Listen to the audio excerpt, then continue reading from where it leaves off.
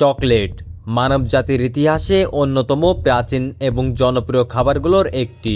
খ্রিস্টপূর্ব 1750 সাল থেকেই মানুষ চকলেট খেয়ে আসছে। প্রাচীনকালে মানুষ এতটাই চকলেট প্রেমী ছিল যে তারা এটিকে শুধু খাবার হিসেবেই নয়, ঔষধ এবং ধর্মীয় আচার অনুষ্ঠানেও ব্যবহার করত। আজকের দিনে এই সুস্বাদু খাবারটি পৃথিবীর প্রায় সব জায়গায় পাওয়া যায়। প্রতি বছর বিশ্বজুড়ে প্রায় 30 লক্ষ টন চকলেট উৎপাদন ও সরবরাহ করা হয়। কিন্তু কখনো ভেবে দেখেছেন এই চকলেট আসলে কিভাবে তৈরি হয়? চলুন শুরু করা যাক আমাদের যাত্রা। এই যাত্রা শুরু হয় আফ্রিকা থেকে, যেখানে একসময় মায়ান সভ্যতার মানুষরা বাস করত। তারাই প্রথম কোকো গাছের রহস্য আবিষ্কার করে। কোকো গাছ খুব নির্দিষ্ট পরিবেশে জন্মায়, প্রায় 25 ডিগ্রি সেলসিয়াস তাপমাত্রা এবং 80% বা তার বেশি আর্দ্রতা প্রয়োজন। এই ধরনের পরিবেশ শুধুমাত্র পৃথিবীর নিরক্ষরেখার কাছাকাছি কিছু অঞ্চলে পাওয়া যায়। আজও বিশ্বের অধিকাংশ কোকো এই অঞ্চল থেকেই আসে। কোকো সংগ্রহের প্রক্রিয়াটাও প্রায় আগের মতোই রয়ে গেছে, কারণ কোকো গাছ খুবই লাজুক এবং এর ফল নিজে থেকে মাটিতে পড়ে না। তাই প্রতিটি ফল হাত দিয়ে একটি একটি করে কেটে নিতে হয়। এরপর শ্রমিকরা ফল থেকে বীজ বের করে। এই কাজটাও সম্পূর্ণ হাতে করতে হয়।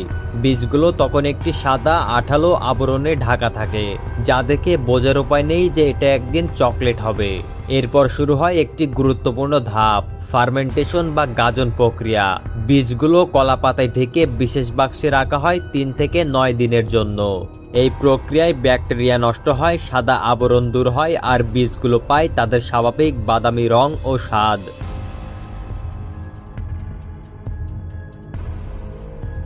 এরপর বীজগুলো রোদে শুকানো হয়, যাতে আর্দ্রতা কমে যায় এবং ছত্রাক বা ব্যাকটেরিয়া জন্মাতে না পারে। একই সঙ্গে এতে স্বাদ আরও উন্নত হয়। শুকানোর পর বীজগুলো পাঠানো হয় বিভিন্ন কারখানায় পৌঁছানোর পর প্রথমে কোয়ালিটি চেক করা হয়। বীজ কেটে দেখা হয় সেগুলো রং এবং গঠন ঠিক আছে কিনা। তারপর শুরু হয় রোস্টিং বা ভাজা প্রক্রিয়া। 30 মিনিট থেকে 2 ঘন্টা পর্যন্ত গরম বাতাসে বীজগুলো ভাজা হয়। এতে আর্দ্রতা কমে যায় এবং বীজে থাকা শত শত রাসায়নিক উপাদান একসাথে বিক্রিয়া করে, যা তৈরি করে চকলেটের সেই পরিচিত সুগন্ধ ও স্বাদ। এরপর বীজের খোসা আলাদা করা হয়। এই কাজটি উইনোয়িং নামের একটি মেশিন দিয়ে করা হয়। এতে ভেতরের অংশ বা নিপস আলাদা হয়ে যায়। এই নিপসগুলো পিষে তৈরি করা হয় একটি ঘন বাদামি পেস্ট, যাকে বলা হয় chocolate liquor.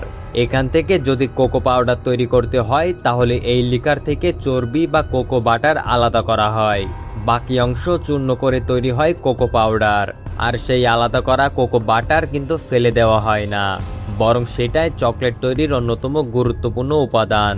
Chocolate liquor, cocoa butter, চিনি, দুধের গুঁড়া এবং ভ্যানিলা একসাথে মিশিয়ে তৈরি করা হয় বিভিন্ন ধরনের চকলেট। 1875 সালে সুইজারল্যান্ডের ড্যানিয়েল পিটার প্রথম দুধ চকলেট তৈরি করেন, যেখানে তিনি হেনরি নেসলেসের তৈরি দুধের গুঁড়া ব্যবহার করেছিলেন। এরপর আসে কনসিং প্রক্রিয়া, যা চকলেটকে দেয় মসৃণ ও নরম টেক্সচার। তারপর টেম্পারিং প্রক্রিয়ার মাধ্যমে চকলেটকে ধীরে ধীরে গরম ও ঠান্ডা করা হয়। এতে চকলেটের ভেতরের ক্রিস্টালগুলো সঠিকভাবে সাজানো হয় এবং চকলেট পায় তার পরিচিত ক্রিম স্ন্যাপ। সবশেষে চকলেট ঢালা হয় ছাঁচে।